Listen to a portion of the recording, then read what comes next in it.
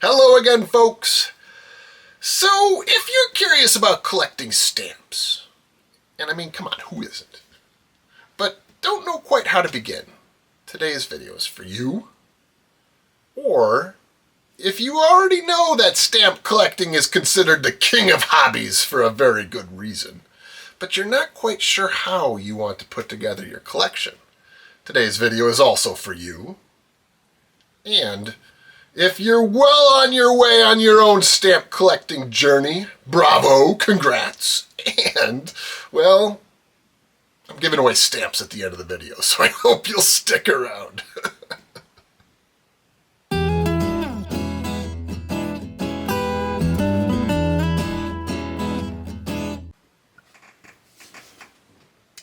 So my mission here at Silk on the Web is to inspire folks to give stamp collecting a try.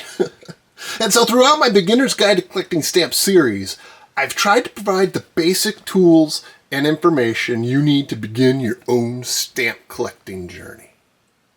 But I know how much I don't know about, well, everything, but stamps specifically. And so please add your advice and thoughts to the comment section below. Today, I'm looking for advice on how to begin. For all you philatelists out there, if you were to start over today, what's the first thing you'd do? What I would do first is I would buy myself a starter collection of stamps. A lot like this. And what I'd specifically be looking for is what interests me, what fascinates me, what stamps really speak to me, and why. That will begin my journey towards finding out what I want to focus on, and then what I want to collect. So let's see what we find in here. So what I know about this collection is that it was put together by a woman who held on to it for many years, and I believe it was her childhood collection. It is in very, very fine shape. The album itself is in good shape. So when looking for a starter collection, especially if you want to build onto it, look specifically for the condition of the album itself. Make sure it's been stored in some place that didn't make it mildewy. Make sure the pages are nice and clean, because this will begin your journey into stamp collecting. And so what I would do is I would just get a collection like this and flip through it and see what you see. Are you intrigued by topics? Those are some cool looking birds. A lot of albums like this will have information on the countries. Is there a specific country that speaks to you? Maybe you have an ancestral tie to Anguilla, for example. And so you want to focus on Anguilla, or in this case, Antigua. Stamps like that. I will tell you that the British Empire stamps are beautiful and very worth collecting. Oh, those are cool train stamps. I am a fan of train stamps, and that is a beautiful one. Australian stamps are one of my interests too, and they are fun to collect. Is there a time period that interests you? Are you interested in older stamps? They are going to be more sought after, more rare, more valuable. Or does the topics, the stories that they tell interest you the most, and so therefore maybe, you know, there's more modern stamps that are interesting to you?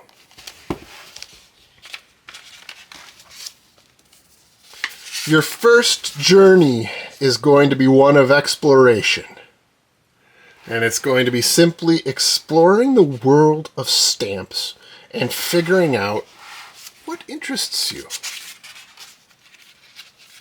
A starter collection is also a good way to begin a worldwide collection if you want to go a little bit more broad than just one country or one topic. You can find stamps anywhere from eBay to, you know, Goodwill.com to, ooh, those are cool Chinese stamps. Look at those. Oh, those are nice stamps. That is a great series. Oh, neat. I didn't know those were in here. So, you know, find yourself some stamps and then add them to your new starter collection. and slowly grow your book into a collection that you're proud of. You could use stamp hinges, you could use mounts. See my other videos for discussions on those different options.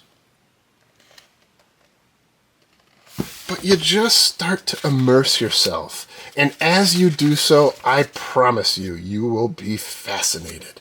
Because each of these little pieces of paper have such amazing stories to tell. There's some space stamps, which I love. I do love space stamps. And they have stories, they have history, they have beautiful art. And so with your starter collection, just spend time with it. It's like a book that you can read and enjoy. And every time you pick it up, you will see something new. And you will just kind of get lost in the flow of your collection. It is a remarkably relaxing hobby. And it begins simply by enjoying your stamps. All right, so you have your first stamp collection like this. You're flipping through it. You're coming up with your lists of things that you want to collect. And from there, oh, ships! I love ship on stamps! Oh, those are cool! Look at that. That is neat. The gun screw sloop, that one says. Oh, fascinating.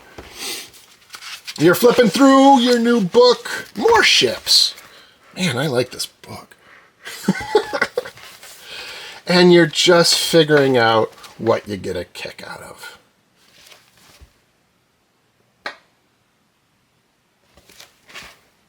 Oh, look at those beautiful stamps. Wow. What a gorgeous work of art that one is. Some nice Russian stamps over there.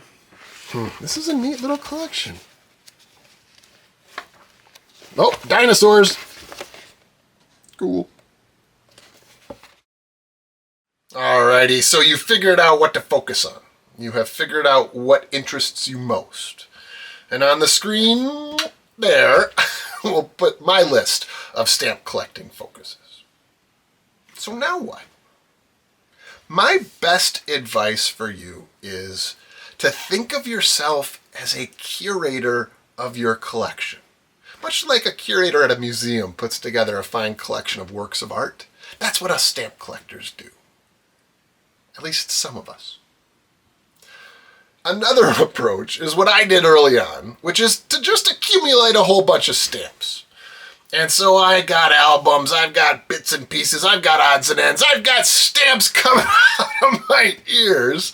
I also had a long-standing struggle to try to put all of these stamps and souvenir sheets and covers and whatnot into a collection that I'd be proud of.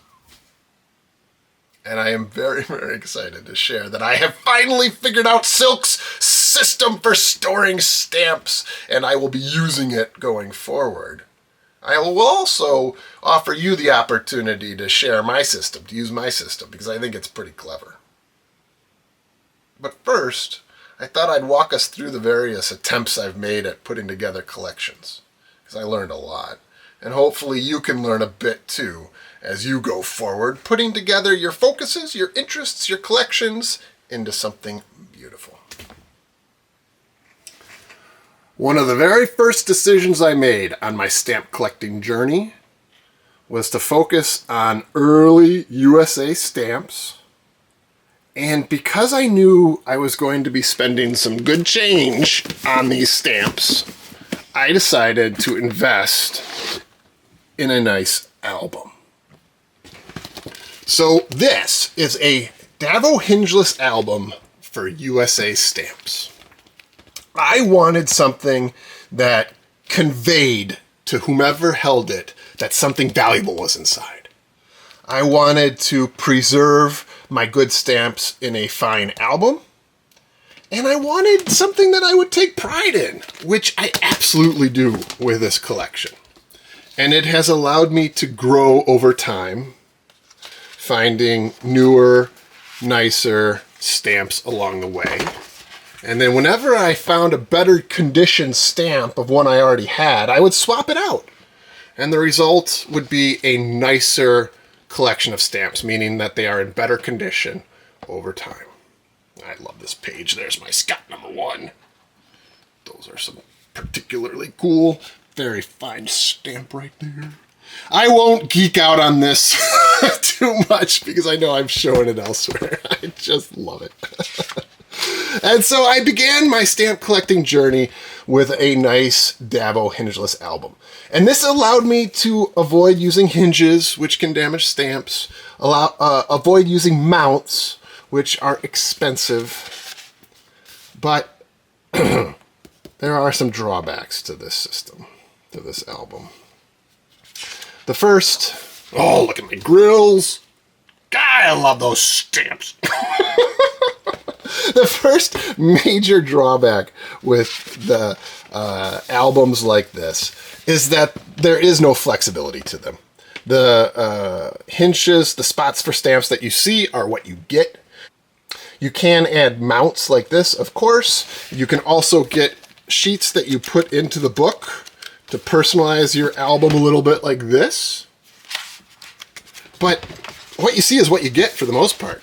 And with Davo specifically, there aren't spaces for all of the different varieties of stamps. And that is one of my biggest frustrations with this album.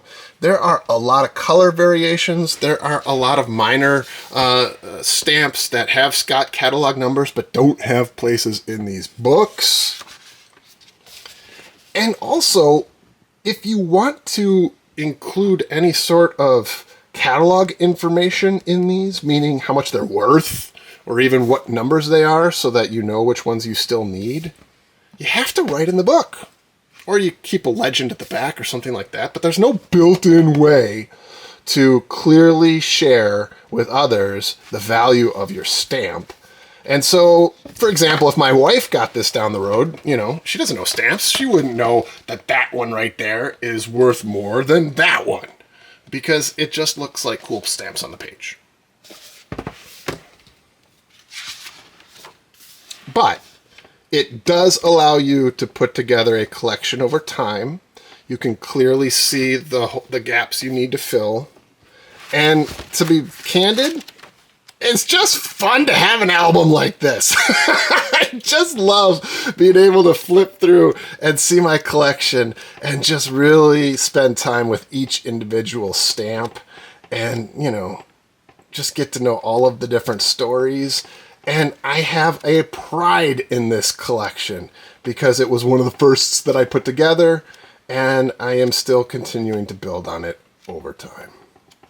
So, all in all, there are a lot of strengths to using an album.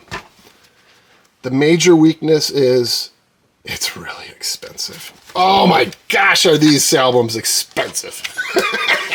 So, that is one of the major drawbacks, is the price, the lack of flexibility, and the inability to put any kind of catalog or information about the stamps themselves without writing in the book or just putting a legend in the back. So, I loved it at the beginning. I still am proud of this collection, and I moved on. The next option I tried was this. I really love stock books. They keep your stamps very well preserved. They are very flexible. You can move them around as much as you want. And there is a way to put information in them about each individual stamp. So I put together this collection for my Danzig stamps.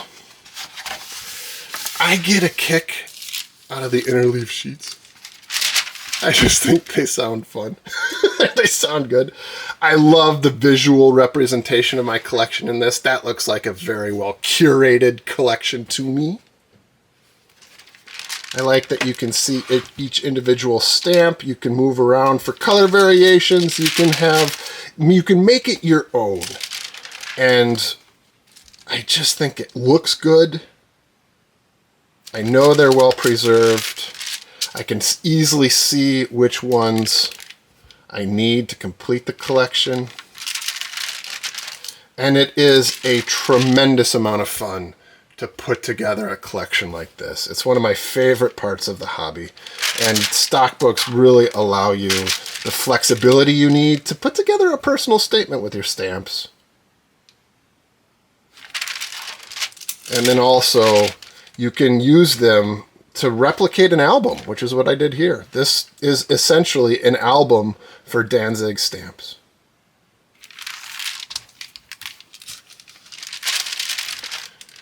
What I learned from this process is that I hate these little pieces of paper.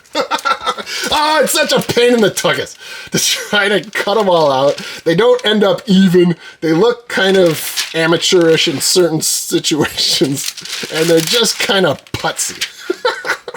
I also didn't have enough room to include any kind of catalog value, and so I think what I ended up doing with this one was putting together, so I put together a little legend for the back. That's annoying to me. I want to be able to see the information. The other bit about stamps is it's the back of the stamp that matters as well as the front for the condition. And so in order to look at the back of these stamps, you have to take them out, flip them over, which, you know, is a little annoying. But I do feel overall this is a step up from a stamp album because it's cheaper. It allows you to spend more money on your stamps. Oh, I love those used stamps. Aren't those so cool? Such rich history from Danzig, too. Oh, unbelievable. And you know your stamps are well preserved just as they would be in an album. So all in all, this is actually one of my proudest collections I put together because of the quality of the stamps, the number of stamps, the story it tells. I'll put a link in the description below of the review of this album. I did also tell the story of Danzig, which is pretty amazing. But an improvement, an evolution in my stamp collecting from just dropping stamps into a Davo album to creating something like this. But there were a couple of drawbacks to it. So, like you might have seen in another one of my beginner's guide to collecting stamps, I created a card system. And this was to solve for the problem of not being able to include the information that I wanted to see quickly in the stock books. And as a former baseball card collector, this really kind of appealed to me. Oh, I'm going to geek out on my duck stamps. I love them so much. I do. I really, really do. So I think this was an improvement over the stock book. And I like how you can use top loaders and other kinds of protectors for your very fine stamps. What I have found over time, though, is that this is a good system for individual stamps. I love putting my higher end stamps into this system. I also use this for duplicates that I have, maybe that I'm going to share with you or maybe sell if I ever decide to actually sell stamps. So it's good for individual stamps. What it's not so good for is putting together a collection. This is about the best I was able to do with this sort of folder, but it doesn't feel like a stamp collection to me. It just feels like a storage system for stamps. And so ultimately I decided that this was not how I wanted to put together my whole collection, but I'll continue to use it for individual stamps as needed because I do like that system a lot. So I had tried stamp albums, I tried stock books, I tried Vario pages too. I know some folks really like those as well. I tried those. I tried my own card system. I tried worldwide stamp albums. And ultimately, I had to develop my own. And voila! This is Silk's do-it-yourself stamp album for classic stamps. Stamps up to about 1872 for every country in the world. And yes, every single stamp I could find from 1872, putting their countries into headers like that, and then putting their stamps, each stamp, into a card like this. So it has the cat number, a spot to put the catalog value, and then 3 options to check: mint never hinged, hinge remnant, and very fine. There is one of these for every classic stamp in existence. So I took this PDF and I went to Kinko's. Now, you could also print this from your own inkjet. Unfortunately, my inkjet is not the strongest of all printers in the world, so I went to Kinko's. But you certainly could print this from home. If you're interested in doing that and don't want to take the time that I took to find all of these stamps, there's a link in the description below to check out. All right, so I took this file, I went to Kinko's, and voila! Oh, it's blank. No, I used resume paper. I bought this from Michael's for pretty cheap, actually. I used resume paper because I wanted it nice. And I printed the file, and this is the result.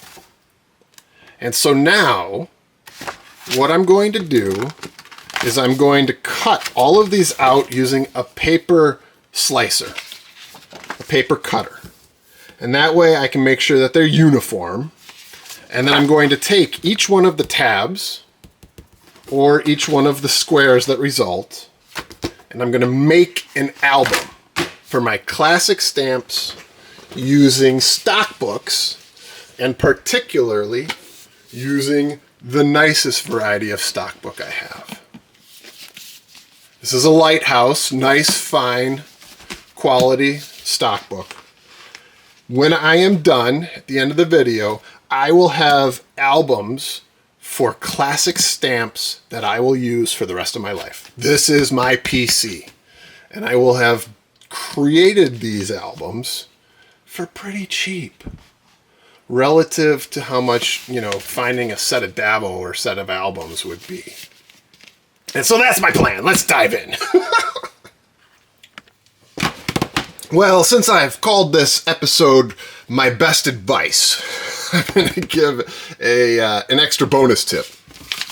One of the most cost-efficient and I think fun ways to buy stamps is to buy collections and then search through those collections looking for stamps that fit within your focus or what you're trying to put together. And my favorite way to buy collections is on eBay, and it's through a search that I have saved. And the search is stamp album, and it is sorted by buy it now and newly listed. And what that allows me to do is to see the second that somebody puts an album up on eBay, and you can find gems. And part of it is because few people know how to value their stamp collections. Maybe if they've watched Silk on the web, if they have come up with a couple of ideas of how much their stamps are worth. But oftentimes you can find collections that are put up on eBay for a song. And if you're patient, you can find some really great deals through that search. Again, it's stamp album, sorted by buy it now and newly listed. And that is how I got this. Now this was sold by a stamp dealer. And so this one wasn't so much a great deal. I think it was a good deal, as it was a lot of stamps that I don't have currently and fit within my classic stamps focus. And so I've been very excited. Oh, look at that. Very, very excited to get this. Looks like I paid $29.99 for this collection. And, Spanish stamps might not get all of the attention in the philatelic world, as they probably should, but they're very pretty, and they are certainly classic, and so they fit within my classic stamp album. And to be honest, I'm not sure quite what I'm going to do with this page, but what I know I'm going to do is use these. Oh, look at those very cool stamps. I do not have a lot of these. And as I'm putting together my classic stamp album, I wanted to be sure to represent Spain. Wow, I didn't see that one. Whoa, that looks new. I didn't see that one in the original listing. 1850. Oh, I'm going to do some research into that one. That's fascinating. Huh. Alrighty, so I have additions to my Classic Stamps album, and now I am going to show you how I am going to collect stamps, organize these stamps for the rest of my life. Because I really do think that I have solved the conundrum that has bedeviled stamp collectors ever since we started collecting stamps. Okay, maybe that's a little bit much, but I have an idea. I have a concept that I am really, really excited about. And without further ado, I'll show you what I'm going to do with an album like this, or a collection like this, and I'm going to transform it into something beautiful. Mrs. Silk has a nice paper cutter. You do not have to do all of this, obviously. You could just print this off on regular paper from your inkjet at home and then use a scissors.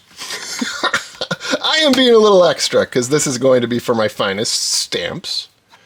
And so all you do is line it up like so.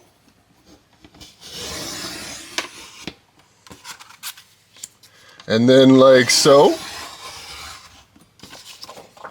And again, I'm being a little extra here. I know I am. But you know what? This whole project has been so much fun. All right, so you do your big slices, and then for those of us who have used mounts in our lives, maybe we have something like the chopper. And then you just come in here and you chop them up.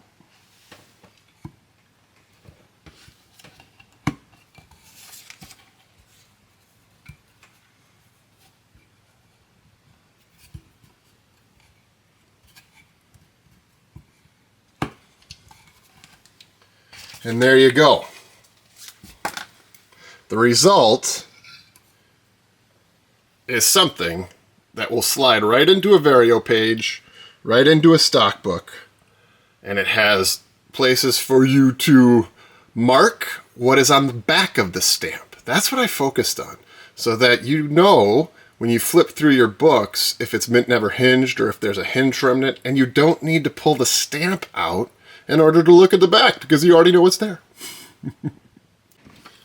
Oh my gosh, how much fun was that? Put a ball game on, I got the chopping, and it really kind of went quick. Silk's do-it-yourself stamp album will work for anything.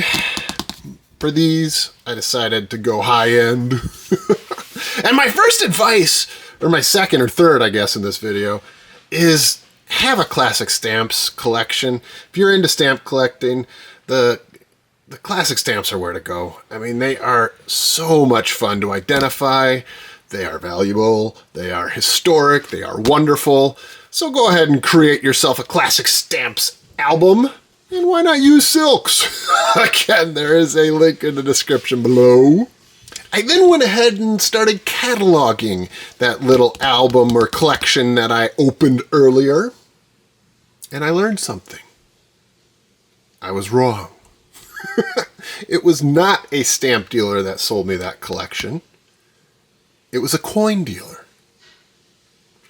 And that coin dealer did not know what they had. So they put it up on eBay for $29.99. And lo and behold, I found some gems. First of all, this is what the album looks like when you're done cutting out all of the little squares. I love it. I absolutely love it. All of the information I need is right there. It's all flexible. I can move it around. If I make a mistake, I can just print off a new page. Which, when you have a stamp album of your own, is kind of hard if it's a Dabo or something. If you make a mistake on your Dabo, you live with it. So I'm going along. I'm looking at these new stamps. And the first one I paid attention to was this. So this is Scott #1 for Spanish stamps. It is new. And it is very fine. Look at those margins. Oh my gosh. So the catalog value on this stamp, as you might be able to see in the card I put in there, is $700. Oh, what a find. And in this condition, I am pretty confident if I ever sold it down the road, maybe down the road, this is a $100 stamp, I bet. Oh, what fun. All right, so that leads me to my fourth or fifth piece of advice, which is it's a great time to collect stamps. Oh, so that was a fun little treat to find, but that wasn't even the best one. All right, so that leads me to a final piece of advice, and it is the best advice for stamp collectors. Catalog your stamps. However you do it, use this system, use something else, catalog your stamps. Make sure that whoever gets your collection next knows what they have, because it is impossible for somebody who doesn't know stamps to know the difference between that one, which looks identical to the first one I showed you virtually. That one's worth 80 cents catalog value. And so if you're not cataloging your stamps, you're just, whoever ends up with your stamps next is not going to know what they have. For example, the one right next to it was another wonderful find. Look at that catalog value on that stamp. Another very nice stamp. New. But then the gem of that little album that I found was over here. Oh, don't you love the interleaved sheets in stock books? It's just so soothing. All right, so this is the gem. There is no doubt what this is. There is also no doubt that this is authentic because it looks incredibly used and perfect and ideal. The Scott one that I showed you earlier should be verified to be sure that that's real. This one, there is no doubt about what it is. And this one has a catalog value of $1,200. What a find! What a find in a $29.99 collection on eBay. And again, remember that trick. I know I'm increasing my competition by sharing it, but that's okay. Oh, what a wonderful find. And then more, and this just looks like a collection, but then also more importantly, this book is going to be with me forever. I am going to use this for my classic stamps forever. I love this system. I love stock books. I love stamps. And this has all of the information right at a quick glance that I want. And then I can fill it in over time. Oh, what a fun, enjoyable activity as I watched my Vikings win. And I am really, really pleased. So I mentioned early on in the video, and thank you for sticking around, that I was going to do a giveaway. First, before I show you what I'm going to give away, I'm going to tell you that I'm going to do this system, Silk's do-it-yourself album, print-from-home album, for my entire collection. I love it. This is what I want to do as a collector going forward. Another piece of advice is save your money for stamps, not albums. You know, that's a little controversial because I do love a good stamp album. But I also ultimately want to spend my money on stamps because they are what's valuable. So my print from home system is really cheap, and that is what I am going to do going forward.